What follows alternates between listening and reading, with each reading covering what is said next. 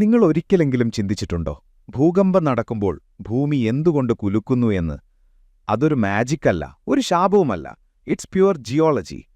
ഭൂമിയുടെ പുറംഭാഗം വലിയ ടെക്ടോണിക് പ്ലേറ്റുകളായി വിഭജിച്ചിരിക്കുന്നു.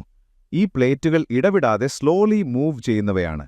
ചിലപ്പോൾ കൊളിഷൻ, ചിലപ്പോൾ സ്ലൈഡ്, ചിലപ്പോൾ സെപ്പറേറ്റ്. ഇങ്ങനെ ചെയ്യുമ്പോൾ അവയുടെ ഇടയിൽ വലിയ സ്ട്രെസ് അടിഞ്ഞുകൂടും. ഈ സ്ട്രെസ് കുറച്ച് നിമിഷം പോലും കൂടി പിടിച്ചു നിൽക്കാൻ കഴിയാതെ വന്നാൽ അത് ഭൂമിയുടെ അടിവശത്ത് ഒരു സ്ഥലത്ത് റിലീസ് ചെയ്യും. അതാണ് ഫോക്കസ്. ഇതിന്റെ നേരെ മുകളിലുള്ള ഭൂമിയിലെ പോയിന്റാണ് എപ്പിസെന്റർ.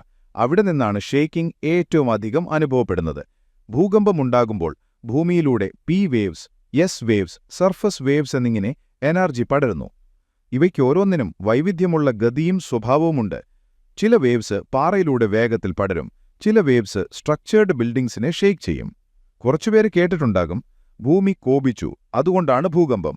ആക്ച്വലി ഭൂമി കോപിച്ചതല്ല, ഭൂമി മൂവ് ചെയ്യുകയാണ്. അത് സജീവമാണ്, മാറിക്കൊണ്ടിരിക്കുന്നു, ജീവിക്കുന്ന ഒരു പ്ലാനറ്റ് പോലെ.